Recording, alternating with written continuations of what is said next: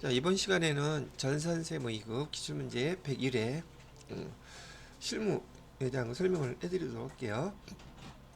자, 보시는 것과 같이 지난 전산회계 1급하고는 다르게 문제가 총 크게 5가지로 구성이 되어 있어요.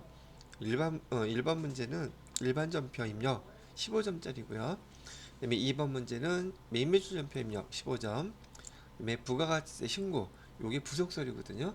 부가가치세 신고서 자체가 점수가 보통 6점 내지 7점 점수가 커요. 부가가치세 신고서하고, 그다음에 결산, 이 지금 점수 배점이 결산자료 입력으로 15점이 지금 되어 있으니 결산자료 입력도 세무이급에서는 더 중요하다는 얘기겠죠. 맨 마지막으로 원천징수 연말정산에 관련된 거 15점, 이렇게 해서 70점으로 구성이 되어 있습니다. 자, 그러면 문제를 보면서 우선 여기 작업을 하시려면 이 프로그램 설치를 하셔야 되겠죠. 실기해야 되니까 다운받아 놨던 101회 여기 2교시 들어가셔서요, 이를 더블 클릭 하신 다음에 수험 번호는 1211 1112, 그 다음에 5411, 이거 이름 써야죠. 설치 여기 눌러 놓으시고요. 문제 유형은 나눠드린 거 A형이었고요. 감독관 번호는 5411이라고 되어 있네요. 로그인 해주시면 실기 보실 거 준비 되어 있죠. 자, 됐고요. 그 다음에 우리 실기 문제, 실무 문제 보면은요,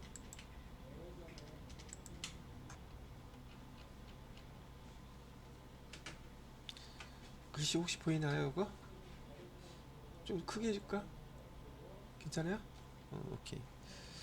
자, 1번 문제. 1번 문제는 일반 전표 입력 3점짜리 5문제가 나와 있네요. 자, 2월 6일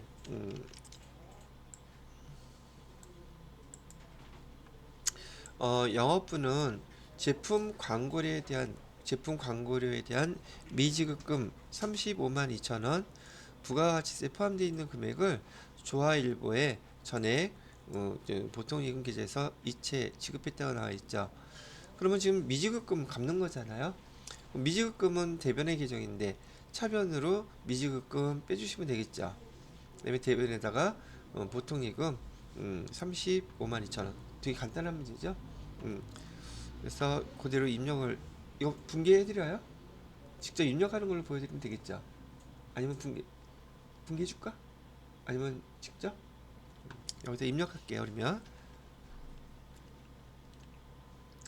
그래서 일반 전표 입력에 가셔서요,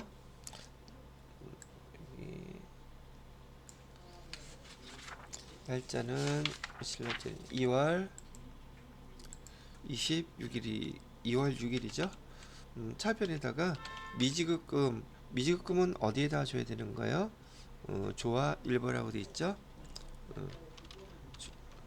조합일보 미지급금 갚았는데 금액은 35만 2천원.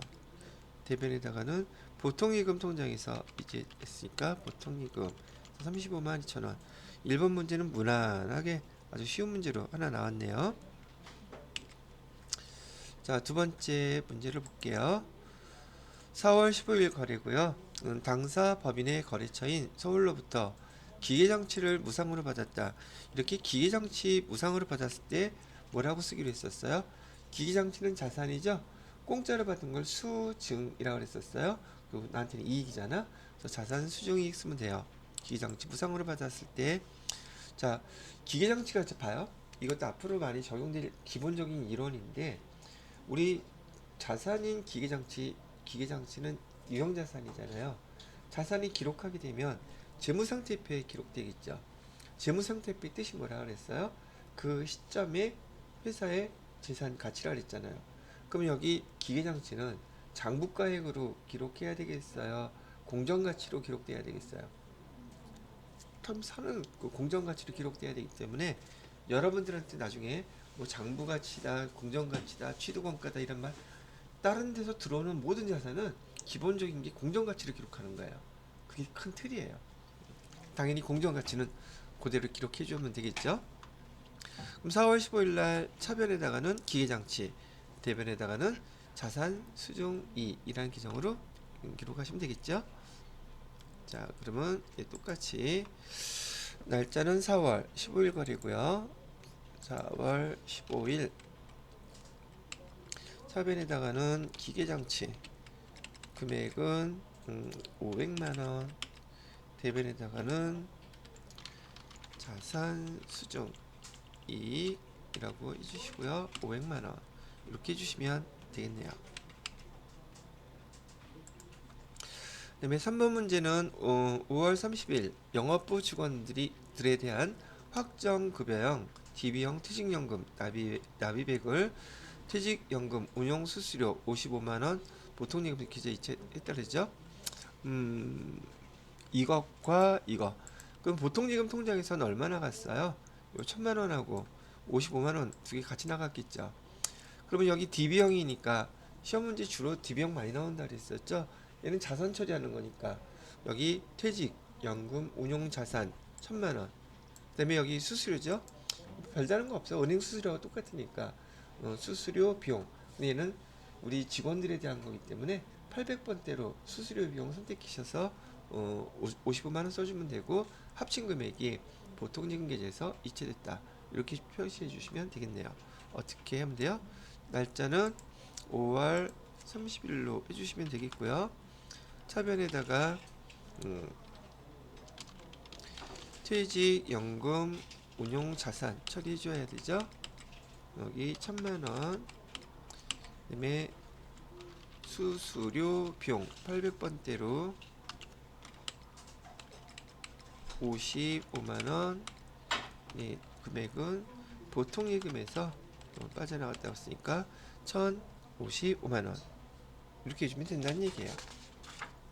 그것도 뭐 특별한 기정은 아니죠.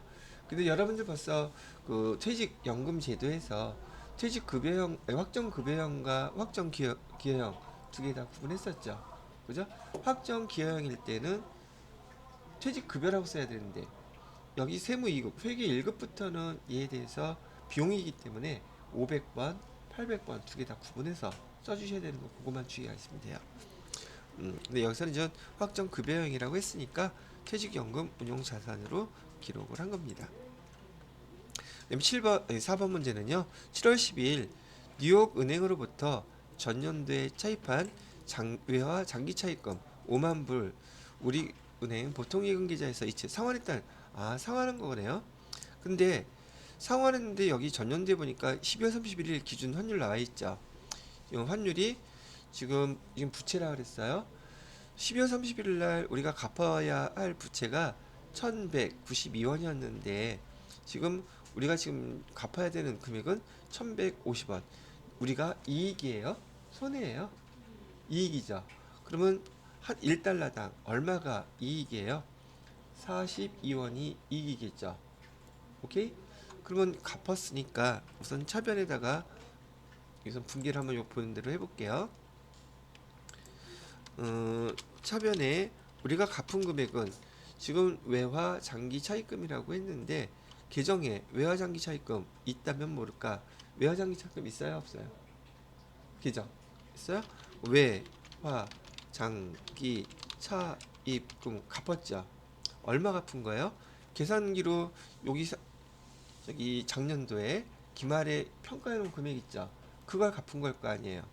그러면 여기 5만 불 곱하기 1192원 하게 되면 갚은 금액은 얼마가 나오겠어요? 여기 보니까 5,960 이만큼 나오겠죠. 자, 그 다음에 대변에서 실제로 보통예금에서 빠져나간 돈은 얼마겠어요?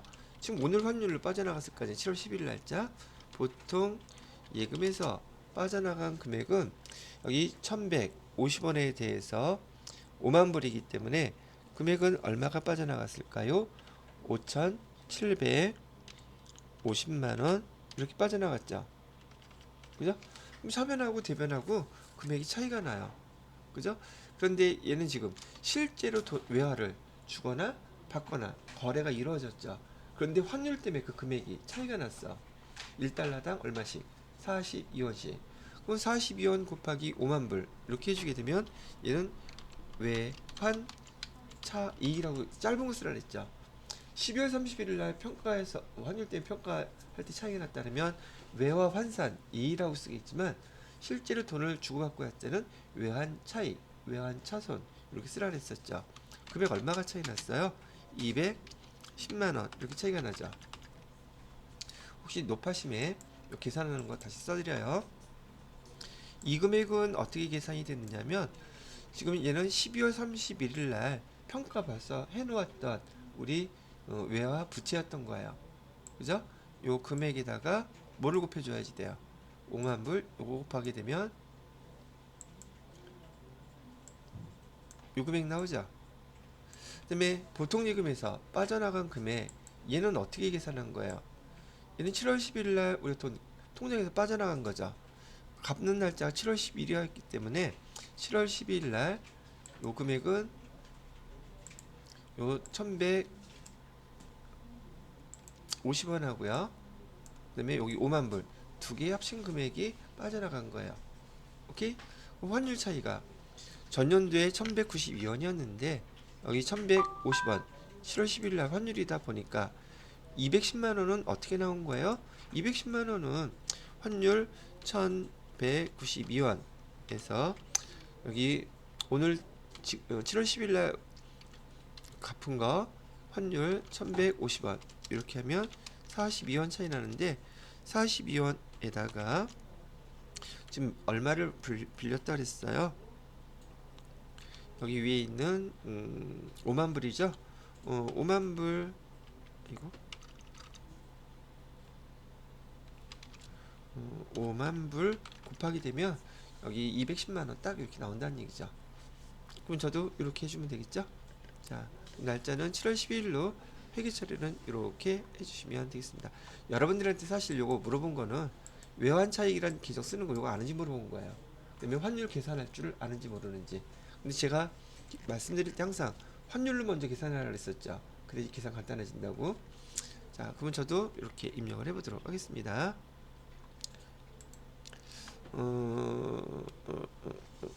날짜는 7월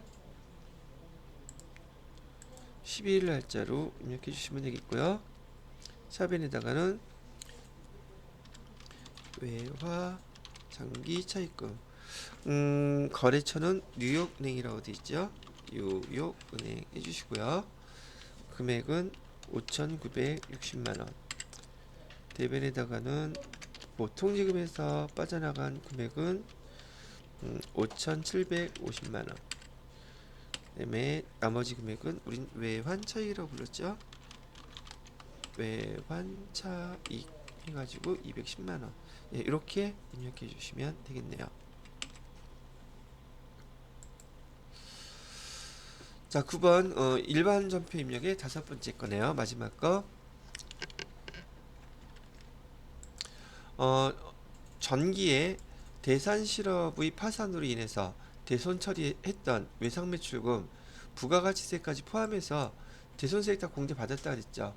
그러면 부가세 예수금 있었던 것도 공제를 다 받았으니 부가세도 낼 게 없고 외상 매출금 다 날려 먹었단 말이죠. 그런데 전액 현금으로 회수됐대요. 자, 봐요. 지금 여기서 잘 구분하셔야 될 거, 여기 차변에 현금 들어온 건 얼마 들어왔다는 뜻이에요? 현금은 110만원 다 들어왔다는 얘기죠. 근데 대변에 제품을 팔았다면은요, 제품 매출하고 부가세 예수금 하면 되겠는데 지금 여기 외상 매출금 다 회수해버렸죠. 그러면 전기에 대손 처리했던 거 단기에 회수되면 우리 거 100만원에 대해서 뭘로 처리하기로 했어요? 개손이 아니라 대손 충당금으로 무조건 사용하세요 그랬죠? 대손 충당금으로 얼마만? 110만원 다? 아니요, 100만원만. 여기 10만원은 이 거래처에서 뭘로 보낸 거였었어요? 우리 거 거래에 대한 부가세 예수금도 다 보낸 거죠. 원래대로. 그럼 10만 원은 부가세 예수금 우리 다시 납부해야 되겠죠. 왜? 거래처에서는 110만 원 부가세까지 포함해서 다 보내줬다고 하니까. 됐죠? 이렇게 분개해 주시면 됩니다. 대손충당금 전기에 파산됐던 거래처에 대한 걸 대손충당금만 물어보지 않고 이렇게 실제 거래상으로 얘기를 해주고 있죠. 근데 전 직장 다니면서 이렇게 돈 보내주는 사람 단 한 번도 못 봤다 그랬어요. 근데 시험 문제는 잘 나오죠. 자, 날짜는 9월 15일 날짜로요. 9월 15일 날짜로 차변에다가는 현금 들어온 금액은 110만원, 대변에다가는 대손 충당금 해서 100만원, 나머지는 부가세 예수금 해서 10만원 이렇게 주시면 된다는 얘기. 자, 이번에는 문제 2번 매입 매출 전표 입력 15문제가 나와 있네요. 날짜를 보시게 되면 7월 19일 매입 매출 전표 입력이죠. 대표이사인 김연우 자택에서 여기만 딱 나와도 불공사이겠구나 이제 연습이 되셨겠죠. 대표이사인 김연우 자택에서 사용할 목적이라고 얘기를 해주고 있고요. 팁을 샀네요. 부가가치세 포함해서 990만원이면 나누기 1.1 하게 되면 900만원이 공급가에 90만원이 세액이라는 건 알 수 있을 거예요. 당사 명의의 전자세금계산서 발급받았다. 얘는 매입 전자세금계산서죠. 매입 전자세금계산서일 때는 부가세 유형 51번인지 53번인지 반드시 구분하라 그랬어요. 그죠? 그리고 여기 결제는요. 당사 당좌수표 발행해서 지급했다고 되어 있고요. 사업 무관 비용은 당연히 대표이사인 이 사람의 가지급금으로 처리를 해야 되는 거 배웠었잖아요. 그죠? 여기 법인이기 때문에. 근데 이렇게 친절하게까지 알려주는데 이걸 틀리면 정말 망신살 뻗치는 거죠, 이거는. 자, 그러면 7월 19일 날짜로 한번 입력해 보도록 할게요. 일반 전표 입력은 마무리하고요. 메인 매출 전표 입력으로 클릭하신 다음에 날짜는 7월 19일 날짜로 해주시고요. 부가세 유형은 지금 세금계산서이고 매입이죠. 근데 불공사항이므로 54번. 그 다음에 품목은 TV라고 했으니까 TV 정도만 쓰면 되겠고요. 자, 수량 단가는 없고 공급가액은 900만원, 부가가치세 90만원, 거래처는 하이마트,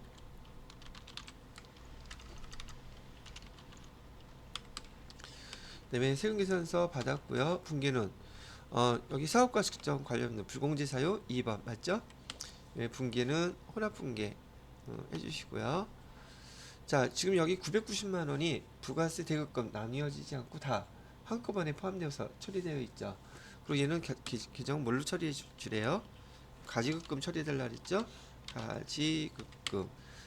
가지급금의 거래처 써야 돼요? 안 써야 돼요? 반드시 써주셔야 돼요. 있다면. 여기 김연우 조회 보시면 김연우 있죠? 반드시 이렇게 거래처 써주시고요. 대변에다가는 지금 뭘로 결제해줬다 했어요? 당좌 수표니까 당좌 예금 해서 이렇게 써주시면 되겠죠? 이렇게 해주시는 항목이에요. 자, 그 다음에 두 번째 문제는요. 7월 28일 동북으로부터 공급받았던 원재료 중 품질에 문제가 있어 일부 반품하였다. 회계 처리는 외상매입금 계정과 상기 처리하기로 했고 분기 금액은 마이너스로 표시할 것. 이 문제는 뭐냐면 그대로 우리가 매입세금계산서 받았을 때 했던 거하고 똑같이 다만 마이너스만 붙이라는 뜻이에요. 자, 그러면 여기 7월 28일 날짜로 요 반품 받았던 거 그대로 회계 처리를 해보도록 하겠습니다. 날짜는 7월 28일이고요. 유형은 지금 매입한 원재료에 대한 것이기 때문에 여기 51번 원재료 된 과세. 품목은 뭐라 그랬어요? 원재료 수량 있나 여기? 수량 단가는 없죠. 공급가액에다가만 마이너스 300만원, 대변에 30만원, 거래처는 동북이라고 그랬고요. 계산서 받았고요. 그다음에 분계는 그냥 외상으로 해야 되겠죠? 외상으로. 다른 거 손댈 필요가 있어요? 없어요? 아무것도 없죠. 이렇게 그냥 그대로 마이너스로 처리해 주시면 됩니다. 라고 얘기를 한 거예요.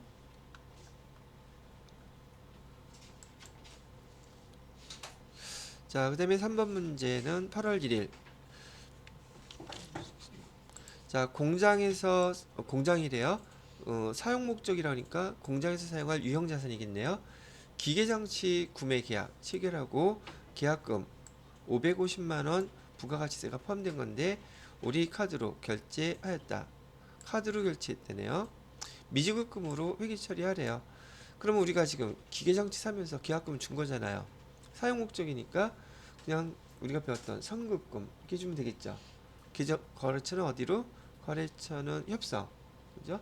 선급금 하시고 여기 대변에 미지급금 카드로 결제한 거 입력해 주시면 되겠죠. 별반 어려울 거 아무것도 없네요. 날짜를 8월 1일로 입력을 해보도록 하겠습니다. 날짜는 8월 1일.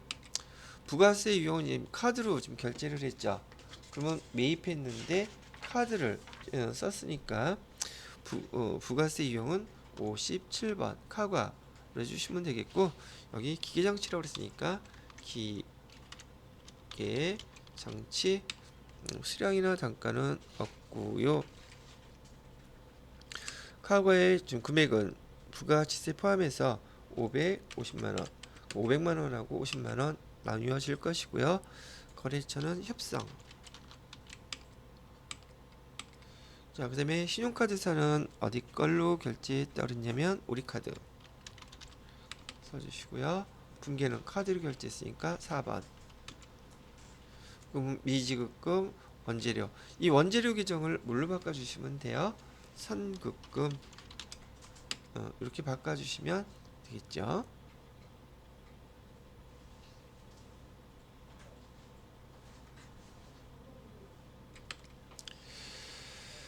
됐고, 이렇게.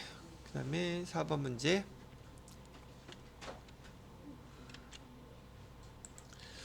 자, 8월 10일 영업에서 사용하던 차량 매각. 차량 매각 나오게 되면 제가 꼭 요런 모양 만들어 달라고 얘기했었어요. 전자세금 계산서 발급했대요. 그다음에 차량의 취득가액 3천만원, 매각 당시 감가상각누계액 1200만원. 자, 요 문제는 반드시 나온다 그랬었고 여지껏 반복해서 여러 번 풀어보셨던 문제 항목일 거예요. 자, 요거를 뭐부터 한다 그랬었냐면 여기 취득가액, 차량 음반구에 대한 취득가액은 3천만원, 감가상각 누계액은 얼마? 1200만원이래요. 그러면 우리 회사에서 현재 이 차량 운반구에 대한 가격은 얼마라고 지금 예상하고 있는 거예요. 장부 가액은 지금 1,800만원짜리라고 지금 예상을 하고 있는데 이를 갖다 지금 얼마에 팔고 있어요? 여기 세금계산서에 보면 1,300만원에 팔고 있죠. 그래서 1,300만원에 이렇게 팔고 있으니 우리가 지금 1,800만이라고 예상하고 있는 것을 1,300만원에 팔고 있으니 지금 우리가 이익이에요? 손해예요? 얼마가 손해나고 있다고 생각하고 있는 거예요. 500만원은 손해를 보고 있구나 라고 했죠. 그러면 이따가 우리가 회계 처리할 때 요 500만원에 대해서는 반드시 차변에 뭐가 나와야 돼요? 유형 자산 처분 손실 500만원이 정확히 나와야지 돼요. 오케이? 자, 그런데 우리가 세금계산서를 이렇게 발행해서 이 차량 운반물을 팔기 때문에 우리가 실제로 받아야 될 돈은 얼마예요? 요 두 개 합쳐진 1,430만원이 우리가 받아야 될 돈이죠, 요거. 그죠? 근데 여기 얼마 받았다고 나와 있어요? 현금으로 200만원은 받았다죠. 그리고 나머지 요 계정 뭐라고 써야 돼요, 요거를? 요게 다 미수금이라고 계정 써야 된다는 거 실수하면 안 된다는 얘기죠. 자, 그러면 분기를 제가 먼저 한번 해봐 드릴게요. 자, 차변에다가는 감가, 상가, 누계액 1200만원 이렇게 없애주셔야 되죠. 대변에다가는 차량 운반구 팔았으니까 차량 운반구도 취득원가인 3천만 원 다 이렇게 소멸시켜 줘서 없애버려야 되겠죠. 자, 그런 다음에 우리가 공급가액 세액 넣게 되면 일단 여기 부가세 예수금은 자동으로 나오겠죠. 부가세 예수금은 130만 원 자동 이렇게 나와 있을 것이고요. 자, 그다음에 우리가 받아야 될 돈, 받은 돈 그거 계속 하셔야 되죠.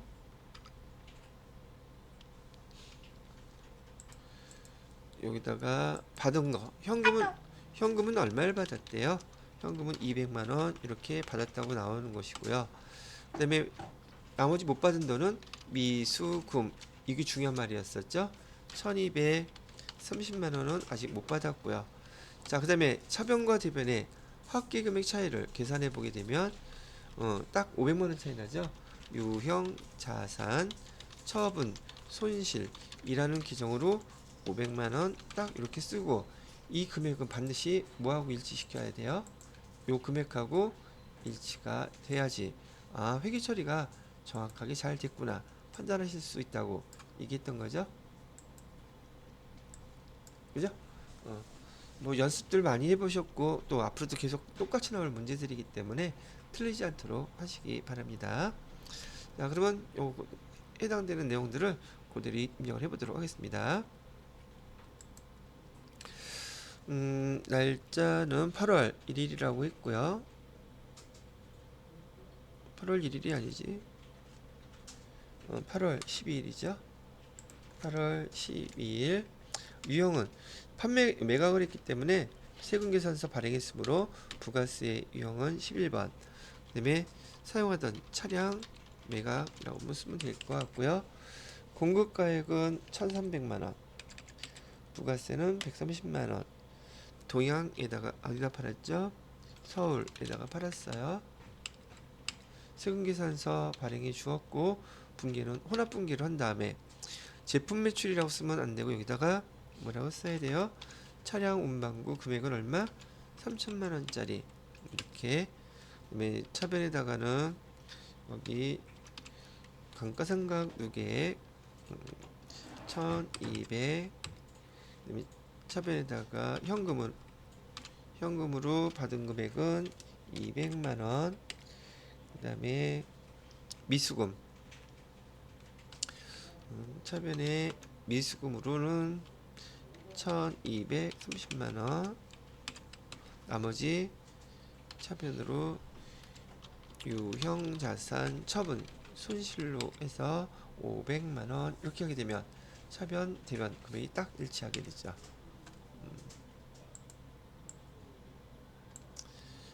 이렇게 처리해 주시면 되겠습니다.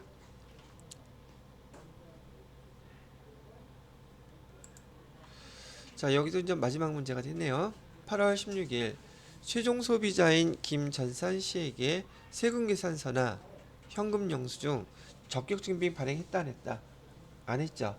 제품 판매했는데 88만 원 부가가치 포함해서 당일 계좌로 입금됐다. 그러면 분기상으로는 차변에 보통 예금 88만 원 다 입금됐죠. 대변엔 뭐라고 써야 돼요? 제품을 판매한 거니까 분기를 갖다 그냥 제가 써드린다면 일단 분기만 차변에 보통 예금 계좌로 해서 88만 원 입금이 됐고요. 제품을 판매했으니 대변에다가는 제품 매출 이렇게 써야 되겠죠. 80만 원 이렇게. 그 다음에 부가세 있잖아요. 부가세 예수금 8만 원 이렇게 해야 되죠. 그죠? 그런데 얘는 지금 메인 매출점표에다가 입력해야 되는데 적격 증빙이 있어요, 없어요? 없죠. 부가세 유형 매출해서 증빙 없을 때 입력하는 부가세 유형은 몇 번이어야 돼요? 14번 건별이 바로 이런 경우인 거예요. 오케이? 그래서 건별로 해서 이렇게 입력을 해주시면 되겠다는 얘기를 합니다. 자, 그래서 8월 16일 거래를 입력해 보시게 되면 날짜는 8월 16일. 부가세 유형은 적격 증빙이 없어. 근데도 부가세 예수금 납부하고 싶으니까 여기 제품 판매했다고 쓰시면 되겠고요. 금액은 88만 원 이렇게 입력하게 되면 거래처는 김전산 씨래요. 김전산 씨에게 팔았고요.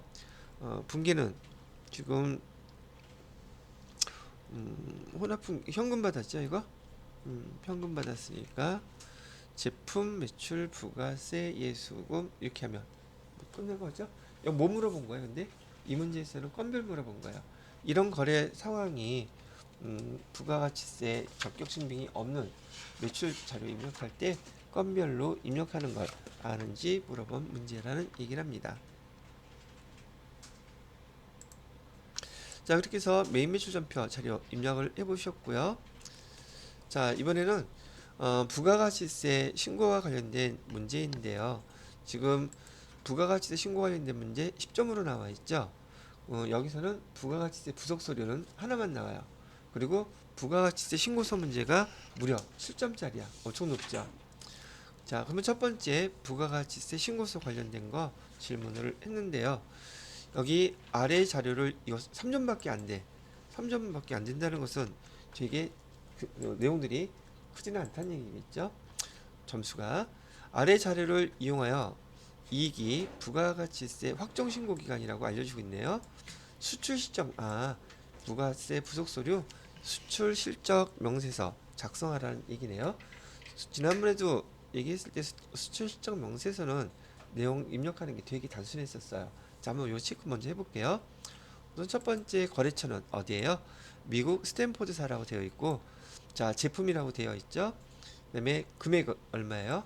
2만 불. 우리 다 이따가 입력해야 될 내용들인 거예요. 그다음에 직수출했다 그랬어요. 대금은 2020 10월 5일 날 외화로 받은 즉시 원화로 환가였다라고 되어 있네요. 그리고 요 중요한 저기 힌트죠. 외화를 받은 즉시 10월 5일 날 외화를 받았어요. 즉시 원화로 환가했다. 그다음에 수출신고일은 사실상 우리한테 필요하지 않습니다. 선적일이 중요한 거지. 그죠?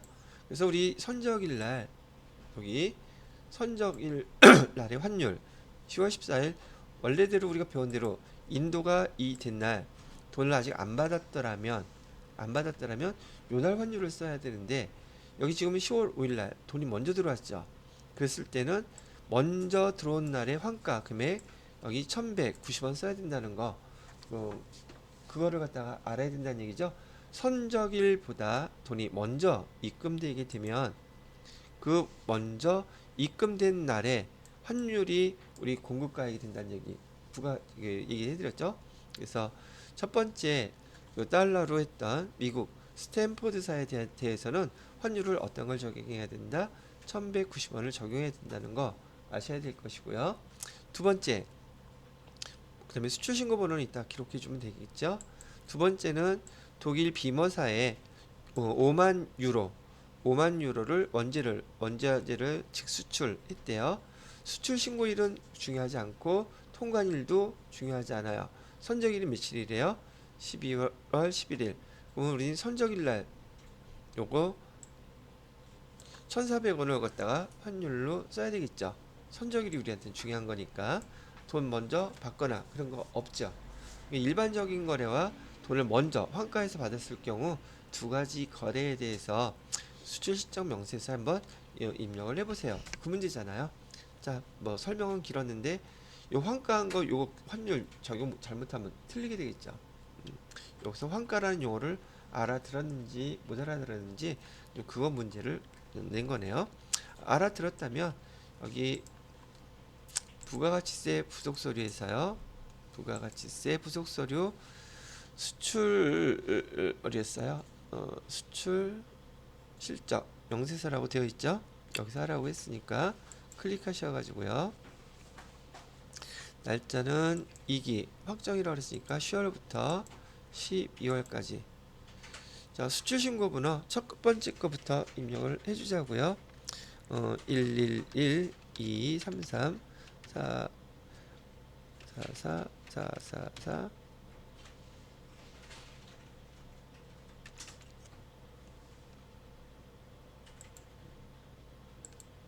자, 111 22 33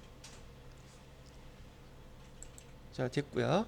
선적 일자는 며칠로 되어 있었느냐 하면 가르쳐준 대로만 입력하시면 되겠죠. 2022년 10월 14일 날짜. 통화 코드는 이거 미국 달러. 왜 환율은 이게 환율이 이제 시험 문제였었죠. 환율을 얼마로 해줘야 된다? 1190원으로 해줘야 되고요. 외환은 5만 달러. 자, 거래처 코드는 어디였었어요? 여기 미국 스탠포드사.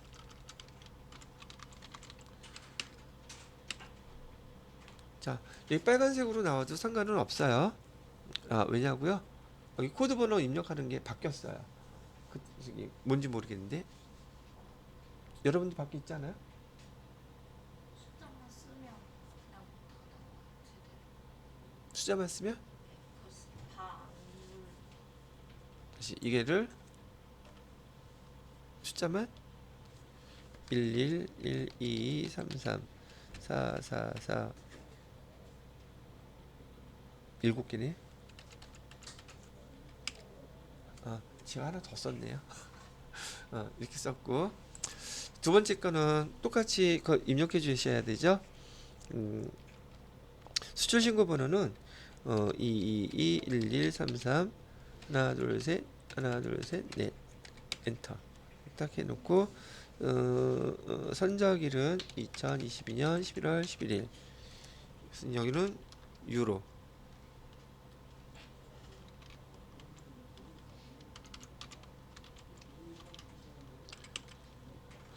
그 다음에 환율은 선적일 날 거 써주셔야 되니까 1,400원 써주시면 되겠고 5만 유로.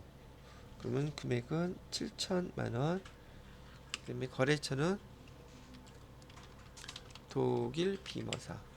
자, 이거 이 내용은 사실상 크게 난이도가 어려운 건 아닌데 아까 환가한 용어라든지 그 달러 환율 선적일 거 해야 되는지 환가할 때 환율을 얼마인지 적용하는 거 물어본 거죠. 사실은 자주 물어보는 것들이었기 때문에 이렇게 하면 몇 점 준대요? 3점 준대요. 아, 근데 신경 쓰여. 미국 외화 틀렸어요. 2만 달러에. 내가 돈을 더 많이 받았나? 음, 모른 척하고 넘어가지. 돈 많이 받으면 좋잖아. 2만 달러. 이거 잘못 입력했네요. 이렇게 됐죠? 자, 그 다음에 거는 부가가치세 신고서 문제인데 지난번에 우리 TAT 2급 설명할 때도 부가가치세 신고서 잘 받으세요 그랬던 거 문제 많았었죠. 자, 일단 문제 읽어보고요. 이거는 세무이급 매회 나오는 문제인지라 연습 몇 번만 해보면 어렵지 않긴 잘 입력들 하실 거라고 봐요. 기존 입력된 자료 또는 불러온 자료 무시하고요. 아래의 자료를 이용해서 2022년 1기 일기 확정 신고 4월 6월 동안에 부가가치세 신고서 한번 작성해 보세요 하는 문제죠. 여기 매매주점표 입력하라는 거 별도로 여기 문제가 없죠. 부가가치세 신고서 직접 작성하는 거예요. 세부담 취소화를 가정하고요. 부가가치세 신고서 외에 과세표준 명세 등 기타 부속서류 작성은 생략하래요. 제시된 자료 외의 거래는 없으며 세액공제를 위하여 전자신고를 할 예정이다. 이거 왜 쓴 거예요? 전자신고하게 되면 전자신고 세액공제 있기 때문에 알려주는 거기도 하다는 얘기죠. 여하튼 그렇다 치고요. 자, 여러분들 여기 전 설명하고 난 다음에 하나씩 다시 입력할게요. 매출 자료에서 세금계산서 발급 매출액이 이렇게 돼 있죠. 그러면 그 첫 번째 줄에 부가가치세 신고세 여기 2억 원, 그다음에 부가가치세 2천만 원 따로 입력하면 되죠. 끝. 됐죠? 하면서 직접 해볼까? 첫 번째 거. 그럼 얘는 저장해 놓고요. 부가가치세 신고서 클릭하셔서 1기 확정일을 했으니까 4월 1일부터 6월 30일 제가 하나씩 입력할게요. 첫 번째 문제는 여기에다가 얼마 입력하라는 거예요? 2억 원. 그러면 세액은 자동으로 2천만 원 딱 됐죠. 자, 어떻게 됐든 간에 7점 중에서 나 하나 입력 끝났어요.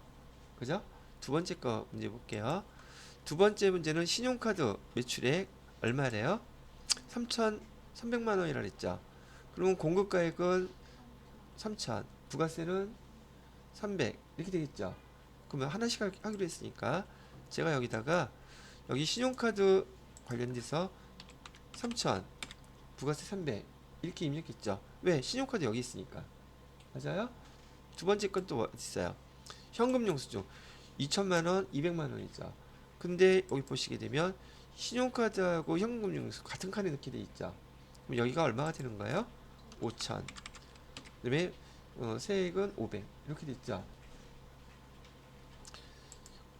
그러면 여기 세 가지는 끝냈고 직수출은 영세율의 기타에다 넣어야 되는 거죠. 얘는 직수출 2천만 원. 그러면 여기 직수출 영세에서 기타란에다가 여기 2천만 원 이렇게 입력하면 되죠. 자, 그 다음에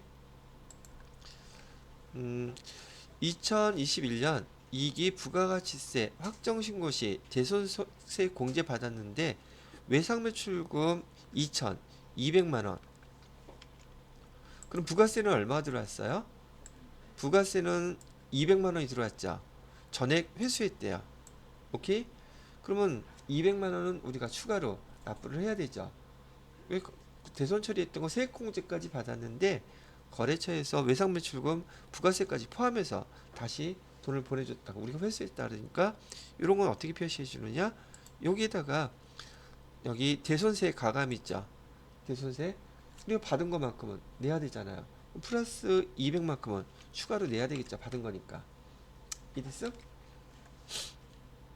자, 마지막으로 2022년 그다음에 4월 5일에 소멸시효 완성된 성담에 대한 외상매출금 소멸시효 완성 이거 지금 받을 수 있다 없다? 못 받는다는 얘기잖아요. 부가가치세 얼마만큼 못 받는다는 얘기? 100만 원만큼은 우리가 공제해달라고 지금 신청하고 있는 거죠.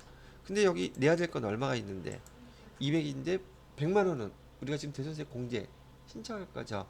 그럼 여기 들어갈 건 얼마만 들어가면 돼요? 그렇지, 100만 원만 이렇게 들어가면 된다는 얘기예요. 이해됐어? 그럼 매출 과정 거는 다 끝났네요. 오, 저기 TAT급이 쉬워요? 이게 쉬워요? 알게 되면 얘가 쉬워. 근데 TAT급은 직접 여러분이 그 거래를 입력해야 돼, 연결되어 있는 거죠. 그래서 직접 입력하지 않아도 된다는 편리성이 있기는 한데 알게 되면 얘가 더 쉽다는 얘기죠. 자, 이번엔 매입도 한번 얘기해 볼게요. 매입 자료에서 보시게 되면 세금계산서 수취분, 세금계산서 받은 거라 그랬어요. 부가가치세 별도로 해서 총 얼마래요?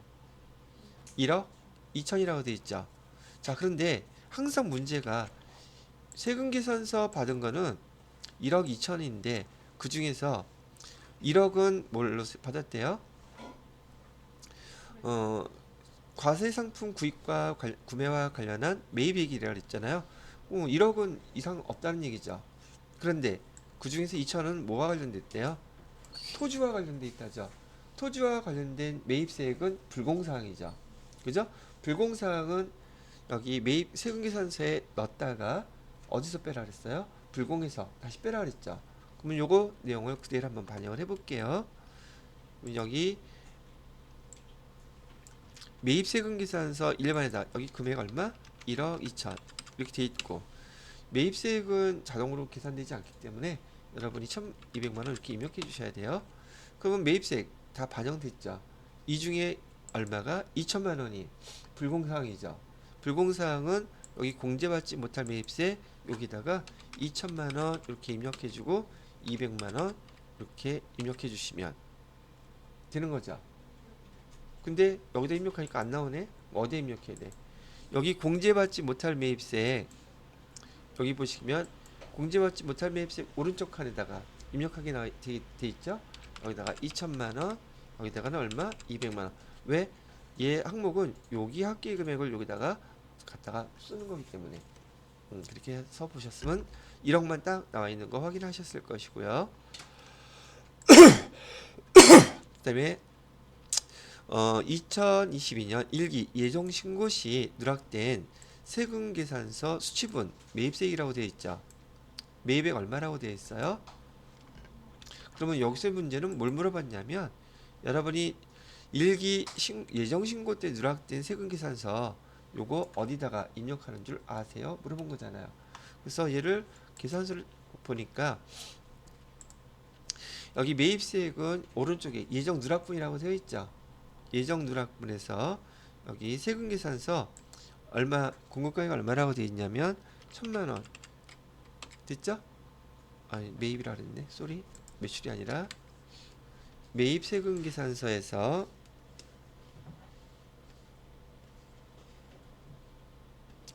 매입액 1,000만 원 부가세는 100만 원 이렇게 하면 되겠죠. 자, 그 다음에 마지막 거 2022년 1기 2022년 1기 예정신고 시 이렇게 예정신고 때 환급 신청을 했는데 환급은 그냥 개선만을 뿐이지 신청할 수는 없다 그랬었잖아요. 얼마를 갖다가 못 받았대요. 100만 원. 얘를 갖다 부가가치세 신고서에 어디에 표시를 하나요? 혹시 그거잖아요. 뭐 이것도 위치 한 번만 알아놓게 되면 여기 예정신고 미환급세액이라고 21번에 나와 있는 거 보이시죠? 여기다가 얼마 입력하면 된다? 이렇게 100만 원 입력해 가지고서 부가가치세 납부해 드릴 금액을 하면 1,400만 원으로 딱 줄어들죠. 이렇게 반영시키는 거라고 알려드리는 거랍니다. 되셨나요? 자, 이렇게 해서 여기 부가가치세 무려 10점인데 몇 번만 연습해 보면 안 틀릴 것 같지 않아요? 오히려 틀리지 않고 정확히 여러분이 다 딸 수 있는 항목이 되더란 얘기랍니다. 자, 여기까지 설명해 드렸고 지금 여기 보이시는 3번 문제 있죠. 얘가 이제 그 전자신고 하는 그 문제 문항으로 새로 나오기 시작한 거거든요. 점심 식사 맛있게 하시고 이따가 계속 이어서 하도록 하겠습니다. 자, 그 다음에 3번 문제를 진행하려고 하다 보니까 아까 여기 매입 자료에서 지금 미환급된 입력하고 나서 하나를 빼먹었어요. 빼먹은 이유가 뭐였었냐면 여기 지금 전자신고한다 그랬었잖아요. 이렇게 전자신고한다 그러면은 여기 아까 부가가치세 신고서에서 여기 여기 경감 공제세액이라고 써져 있는 파트가 이 부분이 있거든요. 여기서 그 밖에 경감 공제세액 여기에다가 전자신고하게 되면 클릭을 띡 해보시잖아요. 어디갔다.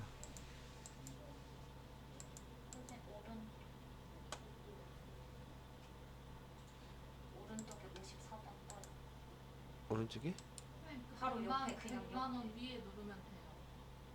미환급세 아니 뭐 그 아니 옆에 저기 오른쪽 오른쪽 54번에 따라 18번 밑에. 맞다. 벌써 나와 있는데 자꾸 눌렀네. 자, 그래서 여기 지금 그 밖에 경감 공제세액에 해당하는 그 칸이 어디 있느냐면 여기 누르시게 되면 여기 전자신고 세액공제라고 여기 돼 있잖아요.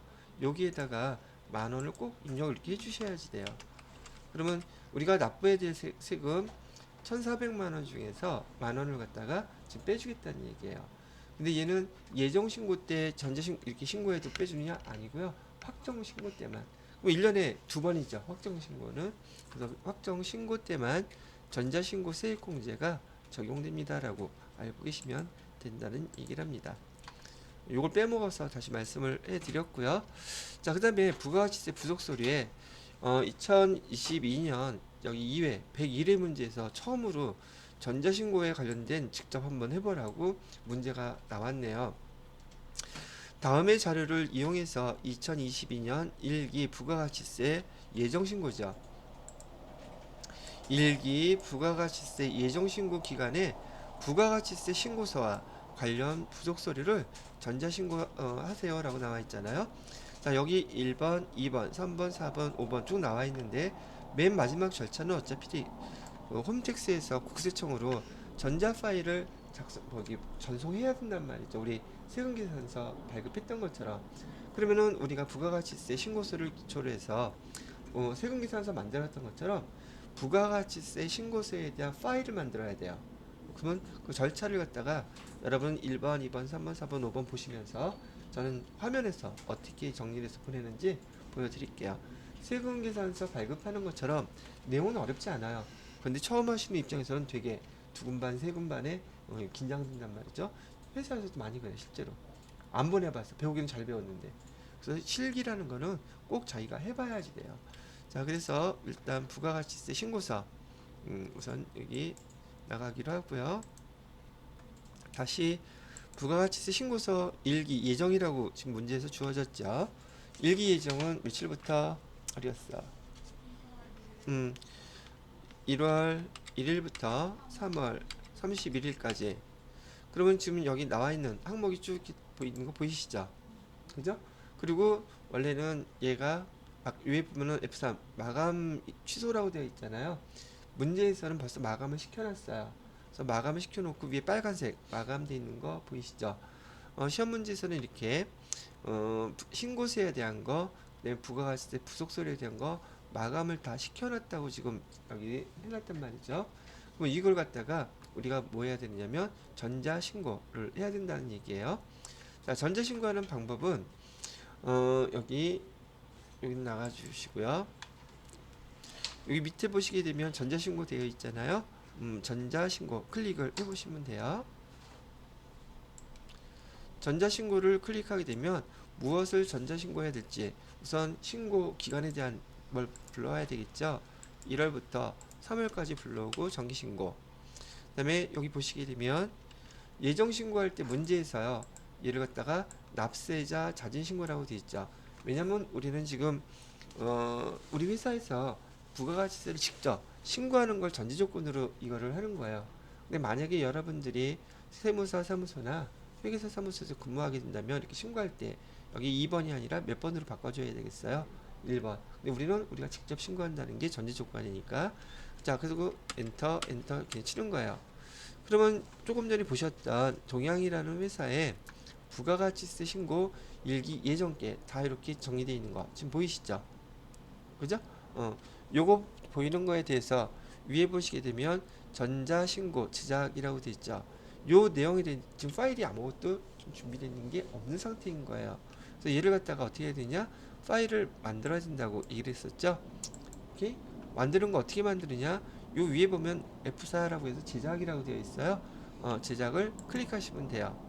그럼 비밀번호 입력하라고 그러는데 비밀번호는요 1234 1234 알려줬어요. 비밀번호 확인하라고 하니까 1234 1234 두 개 놓고 확인 띡 눌렀단 말이죠. 그러면 전자신고 데이터 제작이 완료됐습니다. 여기 있는 거 그냥 우리 전자세금계산서 작성하듯이 화면 자체에 있는 내용으로서 파일이 띡 만들어진 상태란 말이죠. 그래서 확인 누르시면 된다는 얘기고요. 제작 끝났죠. 그 다음에 또 뭐 해야 돼요? 제작 끝나게 되면 그 다음 절차는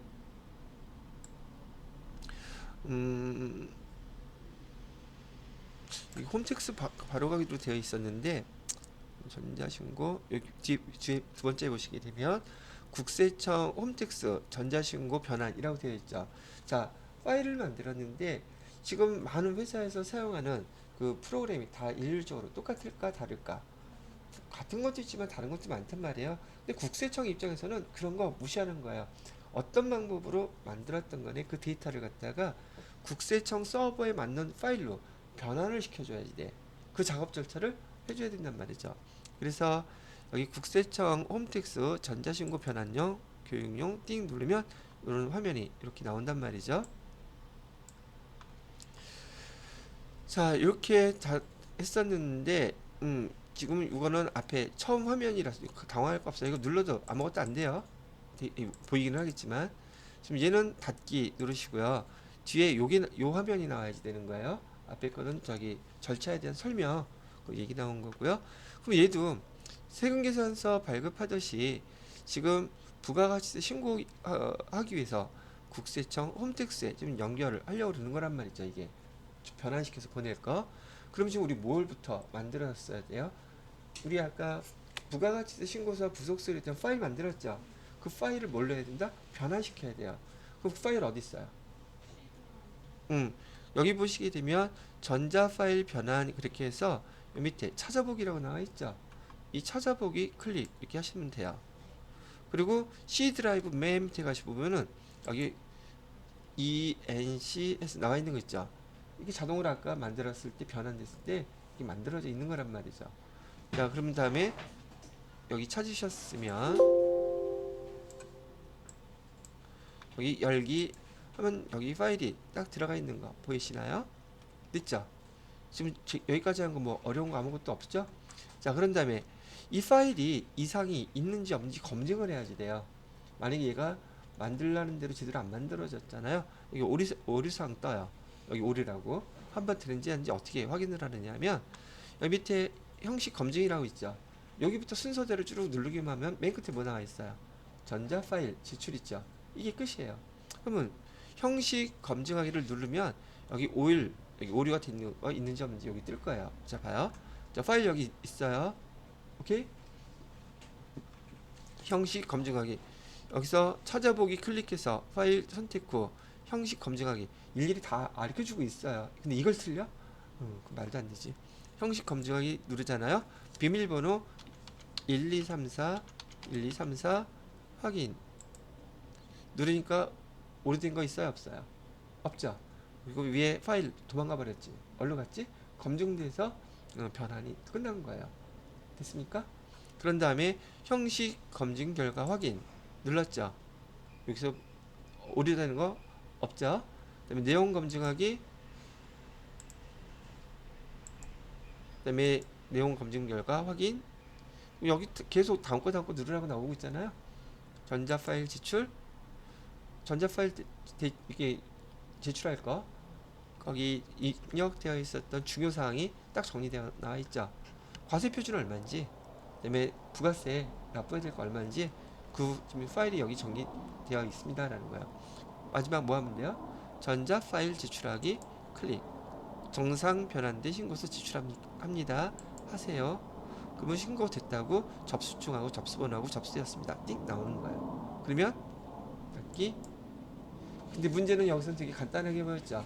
여러분이 실무에서 하게 되면 오류가 자꾸 떠요. 그거 다 없애야 돼요. 그래야지 이렇게 한 번에 딱 신고가 되는 거고, 한번 이렇게 연습을 해봤으니까 뭐 틀린 건 나중에 수정한다고 치고요. 이 절차가 되게 어렵지도 않은데도 불구하고 안 해보면 몰라. 막 헤매고. 그래서 연습할 때 이번에도 이거 하나밖에 없기 때문에 이거 하는 절차 연습을 나중에 할 수 있는 대로 계속 해보시기 바란다는 얘기죠. 아시겠죠? 아마 요런 형태로만 계속 나올 거예요. 자, 그러면은 여기 전자 파일을 갖다 제출하기까지 했습니다. 그러면 여기 문제에서 최종적으로 국세청 홈택스에서 전자 파일 제출하기 완료한다. 다 끝냈죠? 끝났어요. 근데 이거 지금 제가 설명하면서 해서 시간이 걸렸지, 여러분이 찾아가지고 클릭해서 틱 누르면 끝이잖아. 그럼 됐죠?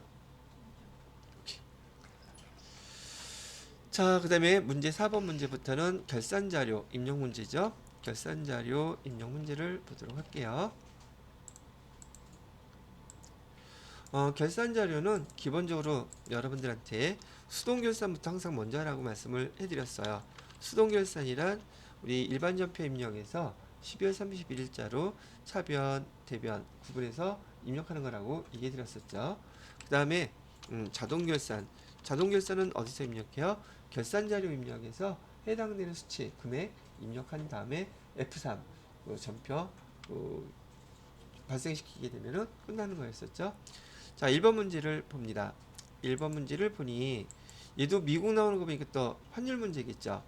자, 미국 소재한 거래처 TSLA와의 거래로 발생한 외화 외상 매입금이래요. 부채죠. 그죠? 그리고 그 원화 금액이 나오고요. 달러 금액이 나오면 이때 당시 환율이 얼마인지를 미리 꼭 메모를 해 놓으시는 게 좋다는 얘기죠. 왜? 우리 환율 갖고 먼저 계산하기로 했잖아요. 그래야지 빨리 파악하기가 쉬우니까요. 그래서 여기 환율 3,630만 원을 3만 불로 나눴더니 이때 환율은 매입할 때 외상 매입할 때 환율은 1,210원이었대요. 그죠? 자, 그런데 계산이 되어 있다고 얘기하고요. 근데 지금 12월 31일 날 환율은 얼마래요? 12월 31일 환율은 1150원이라고 하니까 지금 1달러당 얼마? 내가 1210원 빌렸는데 지금은 얼마만 갚으면 돼요? 1150원만 갚으면 되니까 60원 차이 나죠. 그죠? 금액이 늘어났어요? 줄어들었어요? 줄어들었죠. 이건 부채이기 때문에 나한테는 이득이에요. 이익이란 말이죠. 부채가 감소한 거예요. 근데 하나 여기 시험 볼 때마다 이슈가 됐던 게 있었는데 요거 주의해야 돼. 규정. 지금 여기 외상 매입금이라고 되어 있잖아요. 그럼 외상 매입금이라고 써야 되는지 그냥 외상 매입금이라고 써야 되는지 이게 이슈가 됐었어. 그런데 그걸 갖다 없애기 위해서 외상 매입금이라고 해도 규정 있으면 그거 썼다는 얘기잖아요. 근데 여기 조회해 보면 아마 없을 거예요. 자, 그러면 외상 매입금 가격이 줄어드는 거죠. 그죠? 그래서 차변에 외상 매입금이 감소했죠. 갚아야 될 거 얼마? 60원. 달러는 나중에 곱해주기만 하면 돼요.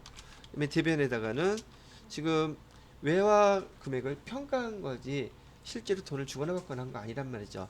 그건 얘는 환산이란 말 쓰게 됐죠. 외화 환산 이익이죠. 부채가 줄어들었으니까 60 이렇게만 해주시면 끝나는 거죠. 다만 이 60원이라는 금액에 얼마를 곱해줘야 돼요? 3만 불 곱해주게 되면 금액은 180만 원 되겠죠. 그죠? 그래서 차변의 외상 매입금 180만 원, 대변의 외화 환산 이익 180만 원 이렇게 해주면 첫 번째 문제가 끝나게 된다는 얘기를 합니다. 입력해 볼게요. 일반 전표 입력해서요. 12월 31일자로 차변의 외상 매입금 거래처는 어디라고 그랬었냐면 TS X구 금액에 180만원 대변에다가는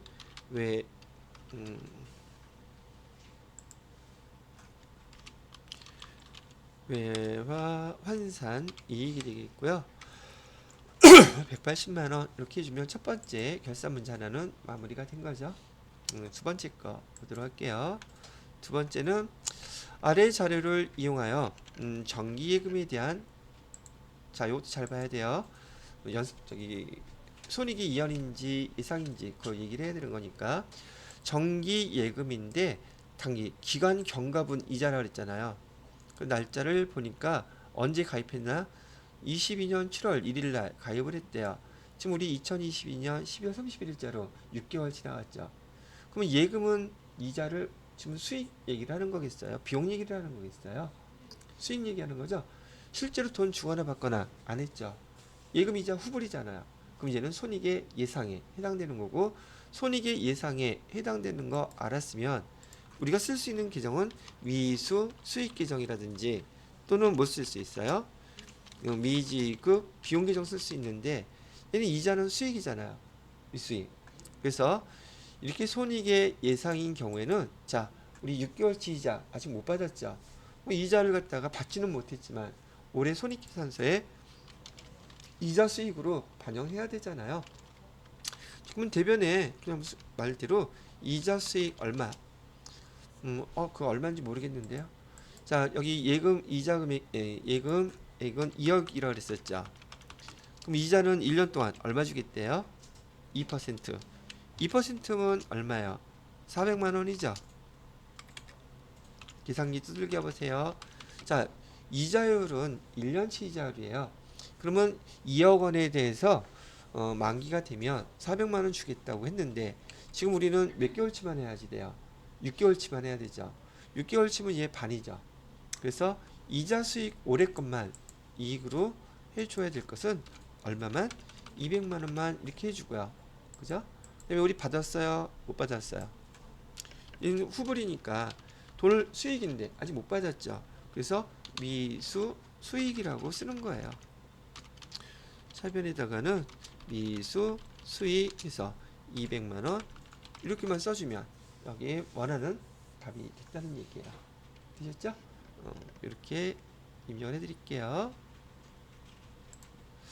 그래서 두 번째로는 차변에다가는 미수 수익 계정으로 하나 써주시고요. 금액은 200만 원. 대변에다가는 이자 수익 해서 200만 원 이렇게 해주시면 두 번째 문제가 끝나는 거예요. 자, 세 번째 문제는 뭔가 봤더니 부가가치세 문제 또 나왔네요. 자, 부가가치세 관련된 문제인데 기존에 입력된 데이터 무시하고요. 2기 확정 신고 기간에 부가가치세와 관련된 내용이 다음과 같다고 가정합니다. 부가세 예수금 날짜는 12월 31일 날짜고요. 부가세 예수금, 부가세 대급금 정리하는 회계 처리하세요. 이것도 회계 1급 때 또 많이 해봤던 거죠. 납부세액 또는 환급세액, 미지급세금, 미수금, 경감세액은 올라래요. 아까 10,000원 있었잖아요. 그거 자비익 처리하시래요. 가산세가 있다면 세금과 공과 회계 처리를 하라고 얘기를 하고 있죠. 자, 부가세 여기 예수금 봐요. 부가세 예수금은 지금 12월 31일자로 다 없애줘야 되죠. 그러면 차변으로 다 보내줘야 되겠죠. 부가세 예수금은 차변. 그 다음에 부가세 대급금은요. 얘는 대변. 그죠? 그런데 보니까 부가세 예수금은 1,500만 원이고 부가세 대급금이 2,100만 원이에요. 그럼 우리 저기 환급금 발생하죠? 환급금은 뭐라고 쓰라고 그랬어요? 미수금 쓰라고 그랬었죠. 그 다음에 여기 전자신고세액공제는 자비익이라고 그랬었죠. 그죠? 이익이니까 대변에 써줄 것이고, 그 다음에 4만 원. 4만 원은 뭐예요? 가산세이기 때문에 세금과 공과라고 하는 비용 계정이죠. 차변에 써야 돼요. 그러면 우리가 알려진 대로 이제 얘기한 대로 순서대로 한번 써볼게요. 차변에다가는 차변에 부가세 예수금 금액은 얼마? 1,545만 원 이렇게 쓸 것이고요. 대변에다가는 부가세 대급금 2,140만 원 이렇게 써주셔야 되겠죠. 자, 그 다음에 여기 비용이 먼저니까 여기 가산세 나와 있었죠. 전자세금 계산서 미발급 가산세 세금과 공과라고 쓰기로 했었어요. 세금과 공과 금액은 4만 원. 그 다음에 대변에다가 써야 될 건 잡이익 있었죠. 전자신고 세액공제는 잡이익 이렇게 쓰기로 했잖아요. 여기는 만원. 자, 이렇게 다 계산하고 나니까 차변과 대변 금액에 여기 미수금 남아있는 금액은 다 돈을 못 받은 거죠. 그죠? 여기 안 보이니까 여기다가 미수금 해서 얼마 쓰면 된다는 얘기예요. 미수금은 592만원. 됐죠? 그럼 여러분이 세무 2급에서 이렇게 전자신고세액공제에서 자비익 처리하는 것이나 가산세가 계산되었을 때 부가가치세 신고하면서 세금과 공과로 처리하는 회계 계정까지 실제로 벌어지는 거 다 계산해 본 거예요. 기록도 해보신 거고요. 자, 이렇게 입력을 해보도록 하겠습니다. 자, 우선 차변에다가는 부가세 예수금 써주시고요. 부가세 예수금은 1,545만 원. 차변에다가는 세금과 공과 800번대로 4만 원 써주시고요. 이번에 아까 있던 미수금 592만 원. 대변에다가는 부가세 대급금. 부가세 대급금은 1,545만 원. 그다음에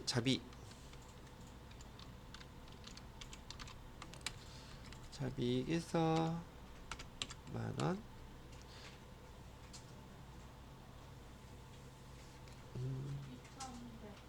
뭘 잘못 썼네. 부가세 대급금 잘못 썼죠? 2,140만원 이렇게 해야지 딱 맞죠? 그래서 지금 실무에서 발생할 수 있는 부가가치세 신고는 대부분 이게 실제예요. 가산세는 잘 안 나오긴 하는데 사람이 일이란 모르는 거니까. 그 다음에 확정신고 때 자비익 처리하는 건 가장 기본이겠죠. 실무에서 실제로 많이 벌어질 수 있는 상황으로 문제를 이렇게 냈던 것이랍니다. 자, 그다음에 네 번째 문제 볼까요? 기말 현재 보유 중인 감가상각 대상 자산이 무형자산이죠. 무형자산인데 취득원가는 2,300만 원이었대요. 내용연수 5년으로 정액법으로 상각해달래요. 근데 지금 우리가 계산해야 되는 거는 상각액만 계산하면 되죠. 그죠? 근데 또 실수해서 취득일자가 2021년 3월 1일이잖아요. 그럼 여기는 월할 계산해야 될 텐데 우리 2021년 거 하고 있어요? 2022년 거 하고 있어요? 2022년 거 하고 있잖아요. 12월 30일자로. 정액법은 이 금액 정액법은 여기 봐야 되겠죠. 우선 2,300만 원 여기 나누기 5년 이렇게 하면 얼마가 되겠습니까?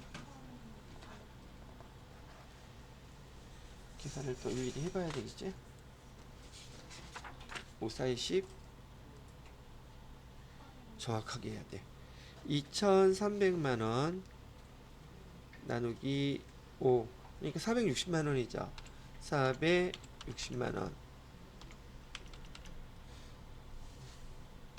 자, 근데 나누기 여기 지금 2021년까지 한번 해보는 거예요. 연습하는 겸해서 3월 달이면 앞에 거 2달 1, 2 빼버리면 10개월 거죠.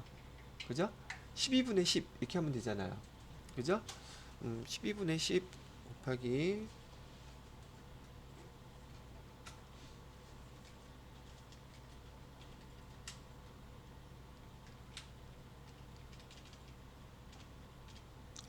소수 좀 나오네.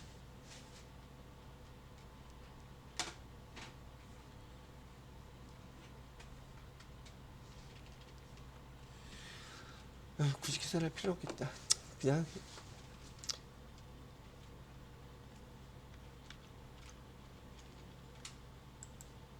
소수 좀 나오자. 여기 곱하기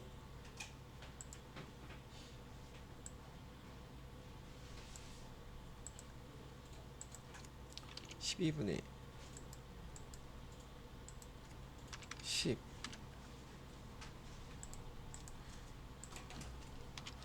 이렇게 하면 388만 이렇게 뭐 중능 나올 텐데 얘는 올해 게 아니란 말이에요. 정액법은 전제도 거 영향 받아야 안 받아요? 안 받죠. 그냥 취득원가 나누기 내용연수만 하면 끝이잖아요.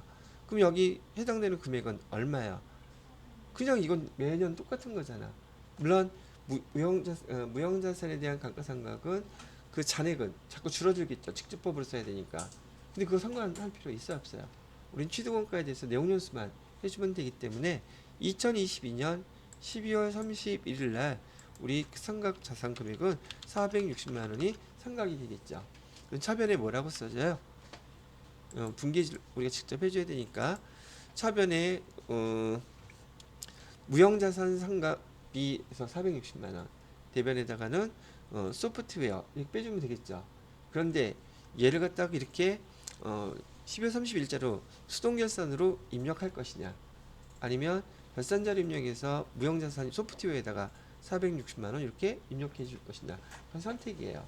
그래서 저는 얘를 갖다가 자동결산 물론 5문제 나온 것 중에서 수동결산 3문제 했으니까 얘는 460만 원 계산한 걸 가지고 여기 결산자료 입력에 가셔서 날짜 1일부터 12월까지 한 다음에 여기 무형자산의 소프트웨어 여기 자리 있죠? 여기다가 그냥 이렇게 460만 원 이렇게 그냥 입력해 놓을래요. 되셨나요? 그리고 지금 5문제 나온 것 중에서 4번째 문제까지 저 간단하게 입력을 해봤어요. 근데 5번째 문제를 보니까 이건 지금 미처분 이익 잉여금 나오고 있죠. 미처분 이익 잉여금은 결산자료 입력 이하고 상관이 있어요? 없어요? 얘는 없어요. 그럼 4번까지는 다 끝났기 때문에 여기 자료 입력하시고 나서요. 요 위에 보시면 전표 추가 있죠. 전표 추가 클릭. 그러면 결산 분기 완료됐다고 나왔죠. 그리고 나가서 12월 30일 굳이 뭐 조회할 필요는 없지만 12월 31일 날로 조회해보면 결제 결대에서 소프트웨어까지 다 무형자산, 상각비, 소프트웨어 나와있죠. 그럼 얘는 끝난 거예요. 그럼 맨 마지막 거인 여기 5번 문제는 2023년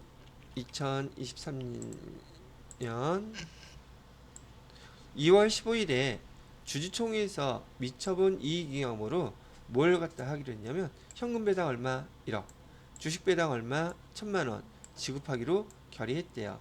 처분 예정된 배당 내역과 준비금 적립률이 10%라고 되어 있죠. 즉 현금 배당액의 10%를 얘기하는 것이죠. 이익준비금은 현금 배당 할 때만이라 그랬어요. 주식 배당은 필요 있다? 주식 배당은 해당 사항 없고요. 고려해서 이익잉여금 처분계산서 작성하래요. 그리고 회계 처리하래요. 오케이? 자, 그렇다면 이게 무슨 말이냐면 우리가 앞에서 배웠던 대로 여기 이익잉여금 처분계산서 클릭하셔서요. 연도수는 2023년 며칠날 처분한다고 되어 있었죠 아까 2월 15일이라고 되어 있죠. 그 다음에 엔터 띵 치고요. 자, 여기서 화면에서 보시게 되면 현금 배당은 여기 있죠. 현금 배당에다가 얼마를 배당했어요. 현금 배당에다가 1억. 그 다음에 주식 배당은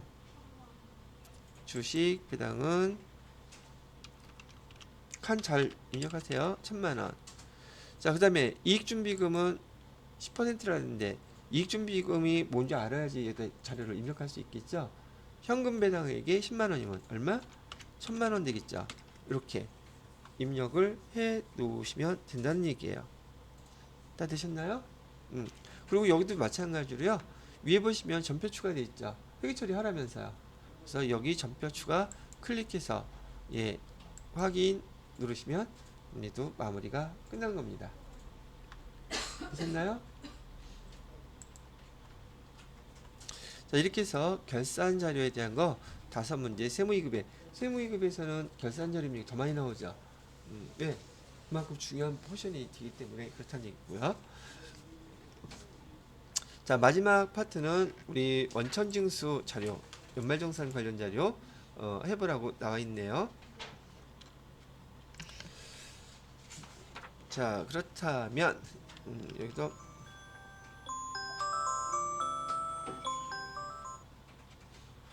자, 여기 1번 문제 보시게 되면은요. 다음은 영업부 소속인 김정산 사원의 급여 관련 자료이다. 아래 이를 참조하여 아래 내용대로 수당, 공제 항목 추가 등록하라고 나와 있죠. 그다음에 2022년 5월 급여 자료 입력해 보세요 라고 나와 있는데 급여 지급일은 매월 며칠? 25일로 하고요. 5월의 급여 자료 지급 내역은 다음과 같으며 모두 월정액에 해당된다. 비과세로 인정받을 수 있는 항목 최대한 반영하라 그랬죠. 자, 내용을 한번 볼게요. 기본급 얘는 과세겠죠. 그다음에 식대 중식으로 별도의 현물 식사 제공하지 않는다 그랬죠. 그럼 얘도 비과세, 얘는 비과세가 되겠죠. 그죠? 비과세. 여기 왜냐면 비과세로 인정받을 수 있는 거 최대한 반영하려잖아요. 그러면 식대는 뭘로 왔습니다? 비과세. 자가운전 보조금이요. 자가운전 보조금은 본인 명의의 배기 차량 2000cc 비영업용 소형 승차를 어디 사용했대요? 업무에 사용했다 그러죠? 그럼 얘도 비과세죠. 그 다음에 야간근로수당, 야간근로수당도 비과세죠. 그 다음에 육아수당, 육아수당도 만 6세 자녀 있다 그랬으면은 만 6세니까 비과세죠. 요 이따가 등록할 때 얘네들은 다 비과세로 처리를 해서 코드번호 클릭해 주셔야 된단 말이에요.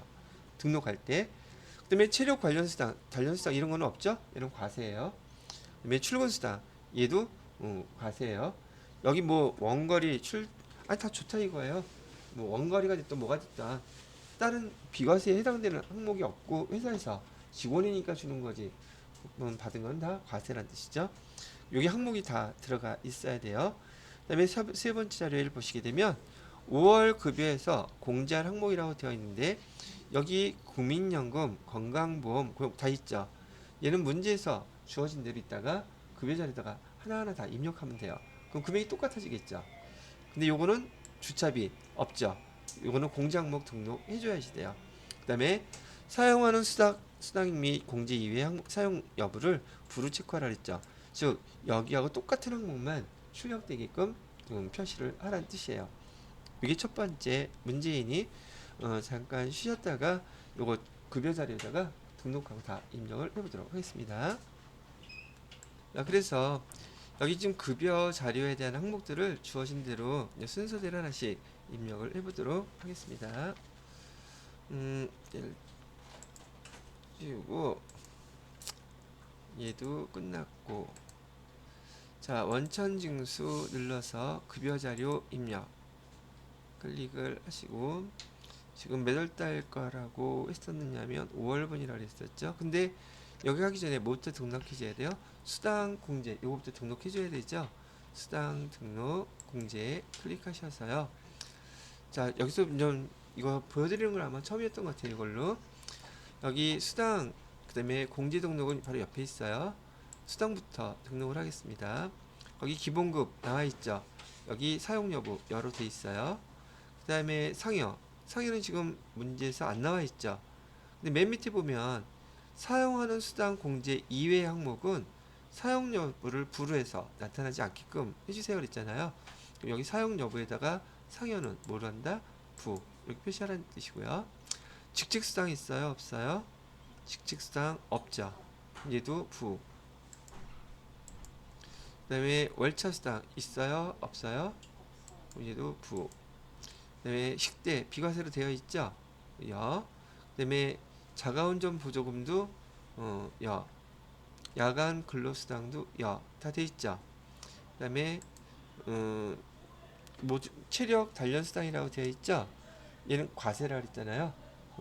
과세 눌러주시고, 그 다음에 체력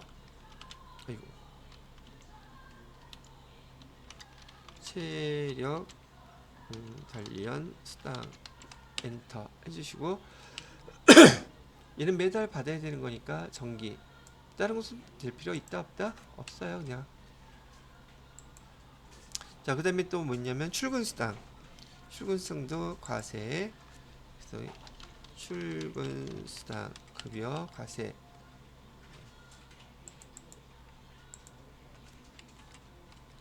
됐죠? 육아수당 해야 또 뭐 있어요? 육아수당 없나?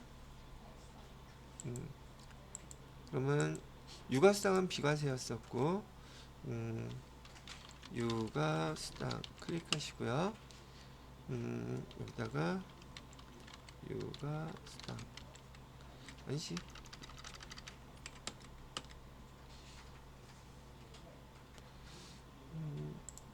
비과세 육아수당 되어 있고 정기.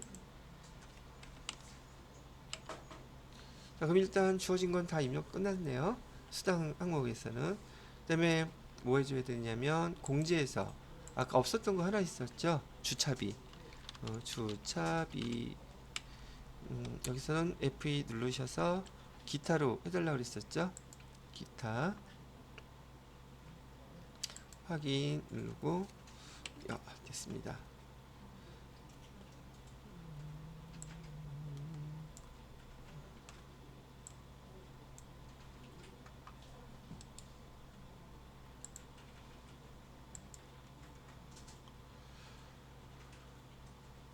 근데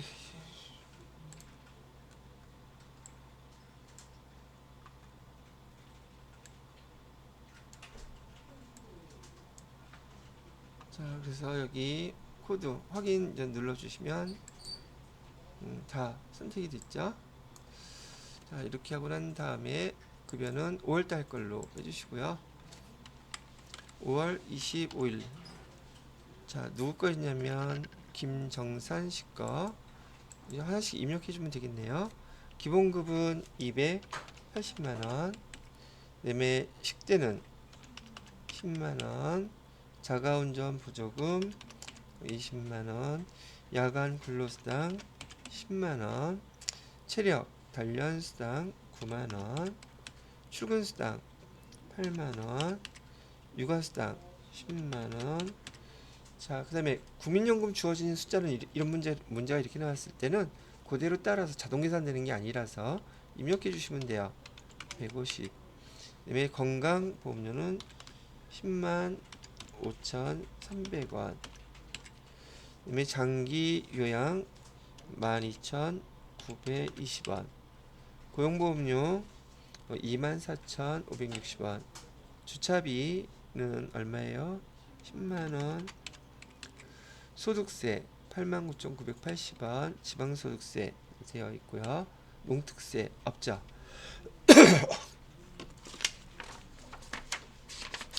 자, 지금처럼 보고 등록하신 거 이렇게 되어 있고 그 결과치 금액 확인해 보시게 되면 딱 맞아 떨어져 있으면 예, 이상 없이 잘 입력이 끝난 겁니다. 해보니까 이것도 TET 2급이나 얘네 별반 차이는 없죠. 물론 있는 데가 옆에 조금 차 있겠지만 우리가 언제 그거 다 일일이 봤어요. 보고 해당되는 거 항목을 하니까 위치가 좀 바뀌어 있거나 좀 생소하더라도 걔 누르면 뭐 입력한다는 건 알잖아요. 똑같은 문제 형태라고 보시면 된다는 얘기를 합니다. 이렇게 입력해 주시면 끝이에요. 자, 됐고요. 그 다음에 두 번째 문제는 연말정산 문제잖아요. 자, 얘도 하나 읽어볼게요. 이번에는 영업부 소속인 유재호씨 4번 코드 나와 있고요. 입사일 2001년 12월 14일 총 급여액 5,300만원 세대주. 연말정산 자료는 다음과 같다. 세액 부담 최소화되도록 연말정산 추가자료 입력 메뉴에 부양가족 그 다음에 연말정산 입력 탭을 작성하세요 등등 되어 있죠. 자, 그럼 이 자료대로 주어진 자리 한번 입력을 해보도록 할 텐데 일단 여기 나와 있는 거 있잖아요. 이 내용을 한번 봐보도록 할게요. 우리 보험료, 의료비 얘는 다 특별 세액공제 항목들이죠. 그죠? 보험료에 대해서 자동차 보험료 계약자가 누구여야지 돼요? 반드시 소득자여야 돼요. 그죠? 이거는 이상 없이 공제받을 수 있겠네요. 입력하면 되겠죠? 그다음에 일반 보장성 보험료 계약자가 배우자. 계약자 배우자인 이거는 공제받을 수 있다 없다. 이거는 받을 수 없어요. 왜? 소득자가 계약자가 아니기 때문에. 그다음에 자녀 거에 대한 거. 아, 이거는 받을 수 있겠네요. 그래서 이거 받을 수 있다. 계약자는 유재호 씨 소득자이기 때문에. 그러면 이따가 보험료 공제받을 때 여기 계약자가 가입한 이 보험료는 공제할 수 없다는 거고. 자, 의료비 볼게요. 의료비는 어머니의 질병 치료 목적이죠. 그러면 전체 다 가능하죠. 그 다음에 유재호 씨 신용카드로 결제받았으니까 의료비도 공제받을 수 있고 신용카드로도 공제받을 수 있고. 두 번째, 어머니 보약 구입 비용 건강 증진 목적은 된다 안 된다? 안 된다 했으니까 얘는 의료비로 할 수 없는 것이고요. 배우자 라식 수술 배우자가 라식 수술했는데 금액이 얼마 들어갔대요? 120 다 들어가면 돼요? 의료비는 얼마까지 한도로 하랬지? 안경일 때는 50만원 그죠? 라식 수술은 이거는 치료 목적이죠. 그래서 120만원 그대로 입력해 주시면 되겠네요. 교육비는요 자녀 유치원비 다 되죠? 기부금 본인이 종교단체에 기부 같은 거 넣으면 되겠고요. 신용카드 사용액 보고서 그대로 따라서 나눠 입력해 주면 되겠죠. 자, 그러면 여기 내용 한번 훑어봤고요. 우선 기본공제 대상자가 되는지 안 되는지 이것도 한번 따져봐야겠죠. 부양가족 중에서 어머니는 부동산 임대소득이 얼마 있대요? 1200. 그러면 기본공제 대상자 될 수 있어요? 없어요? 안 되니까 부라고 표시해놔야 되겠죠. 그래서 어머니는 여기 기본공제 대상자가 되실 수 없습니다. 배우자는요 소득 없으니까 되겠고 자녀도 되고 이상 없는 거죠. 자, 그럼 순서대로 뭐부터 입력을 해서 완성을 시켜야 되느냐 하면 여기서 원천징수 이행 추가 여기 연말정산 추가자료 입력 클릭하신 다음에요. 4번은 아까 누구 거였었느냐면 유재호 씨 거였었죠. 103번 이 사람 것만 딱 불러올게요. 자, 그런 다음에 여기 위에 탭을 보시게 되면 부양가족이랑 나와 있죠. 이 부양가족 클릭하셔서 세대주 되어 있고요. 다른 거 해야 될 거 없죠? 자, 김순자 어머니는 부양가족 지금 공제 받을 수 없었죠. 안 되고 맞는 거고요. 배우자는 이렇게 하면 되겠죠. 이거 둘 다 틀렸잖아. 이렇게 기본공제 대상자가 되느냐 안 되느냐니까 유진이는 20세 이하 이렇게 해줘야 되겠죠. 됐나요? 그래서 여기 해당되는 항목을 갖다가 이렇게 선택해 주시면 우선 부양가족에 대한 기본공제 대상자 여부 정리가 끝난 것이고요. 자, 그런 다음에 거기 이제 각 우리 사용했던 금액들에 대해서 소득 명세, 그 다음에 어디 갔어? 연말정산 입력.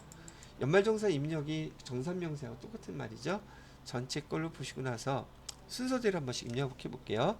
저는 입력한 순서가 이렇게 돼 있어요. 여기 문제에서 국세청 자료 서비스로 해서 보험료라고 나와 있잖아요. 그럼 저기 이렇게 쭉 해갖고 여기 보험료라고 나와 있잖아요. 여기 그냥 여기다가 입력해요. 그래서 여기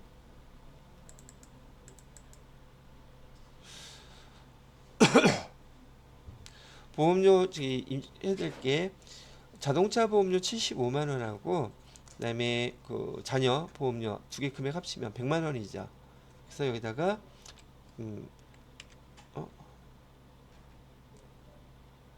어디였지? 여기다가 100만 원 이렇게 입력하고요.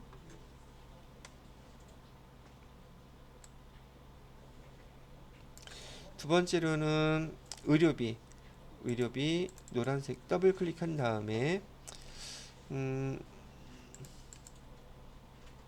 여기서는 요거 주의해야 되겠다. 지금 여기 의료비 있잖아요.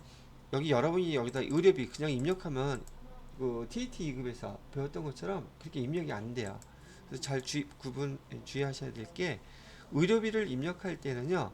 일단 이 화면 나가셔서요. 밑에 보시게 되면 의료비 지금 명세서라는 거 있잖아요. 여기다 입력을 해주셔야 돼요. 그래서 이게 프로그램이 바뀐 게 얼마 안 됐어요. 그래서 의료비는 의료비 지급 명세서 클릭하신 다음에 4번은 여기 103 유재호 씨 거 성명 F2를 누르시게 되면 의료비 어머니 걸로 되어 있잖아요. 어머니는 직계 존속 김순자 씨 거 확인 눌러주시고요. 상호는 어디라고 되어 있는 거 없죠?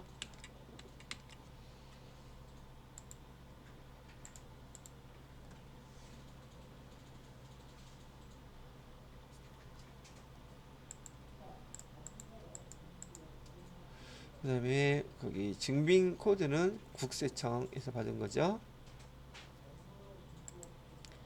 그다음에 건수 금액은 500만원.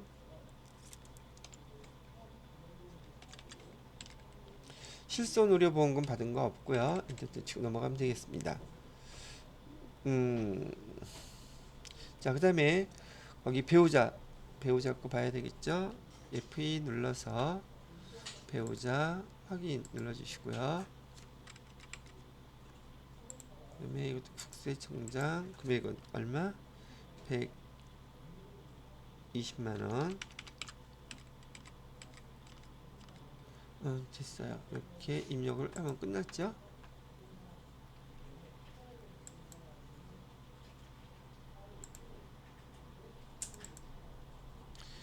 자, 그러면 내려가 보시게 되면 의료비 조금 전에 입력했던 금액이 여기 들어와 있죠. 여기다가 똑같이 100, 600 아이고 왜 이게 자꾸 뜨는 거야?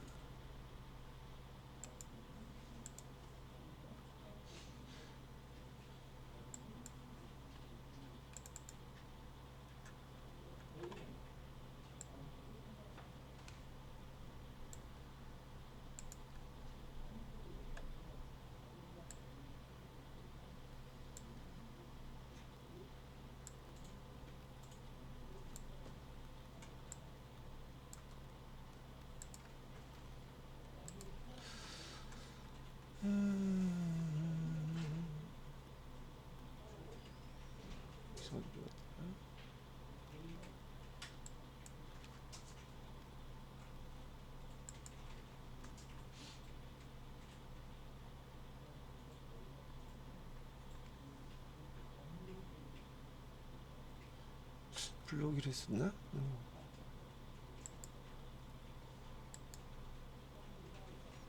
이렇게 블록 여기 이게 프로그램 바뀌었고 제가 헷갈리는데 여기 블록이라고 아까 작성했던 거 있잖아요.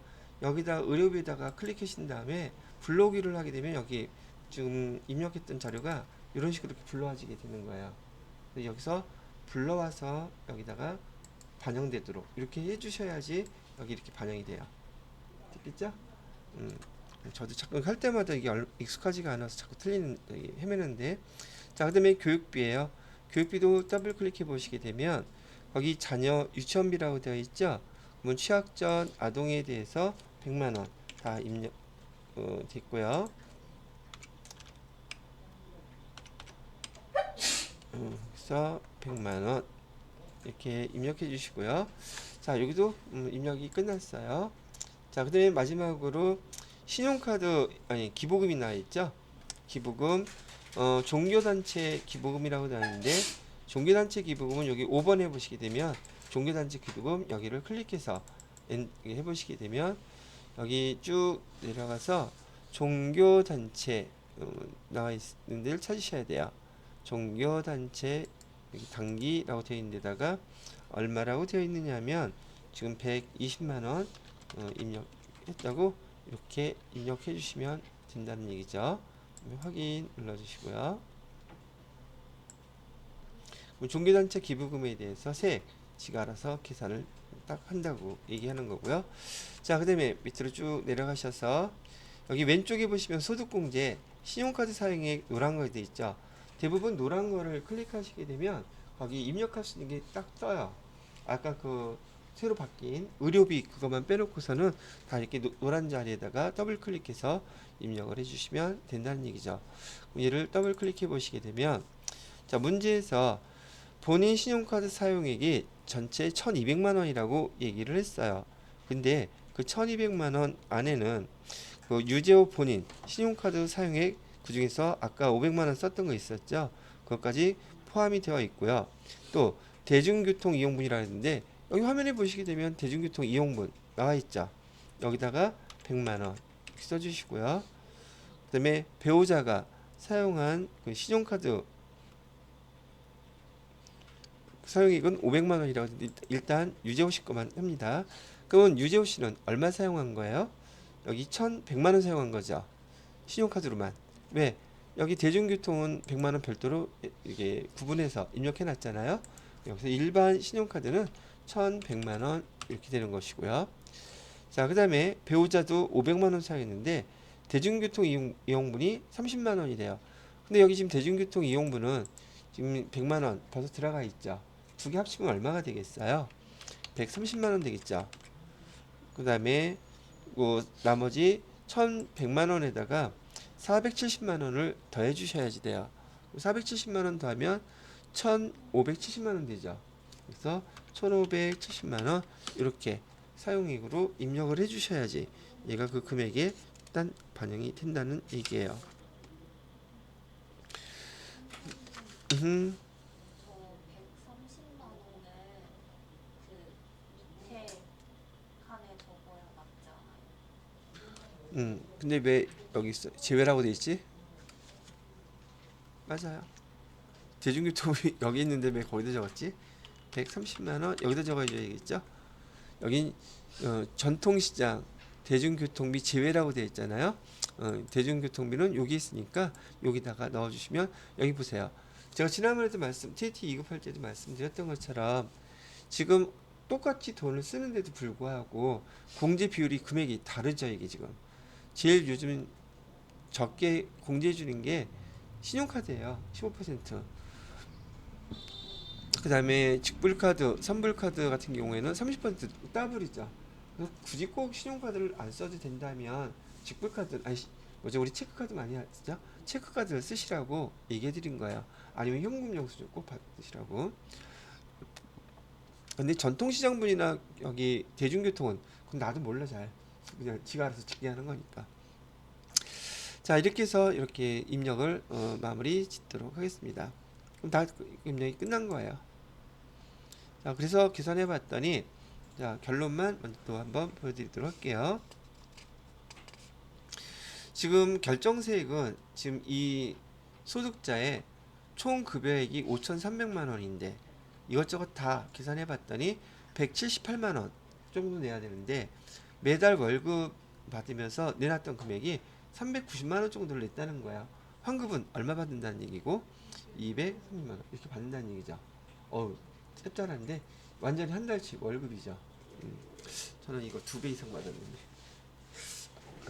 그러면 월급? 그래도 월급이야. 그래서 보통 13월에 월급이라고 하는 이유가 금액이 이렇게 세금을 많이 냈으면 많이 들려받는다는 뜻이랍니다. 자, 여기까지 해서 지금 실기에 관련된 문제를 쭉 한번 설명을 다 해드려 보았네요. 자, 그래서 101일에는 실기에 관련된 거 여기까지 마무리를 짓도록 하겠습니다.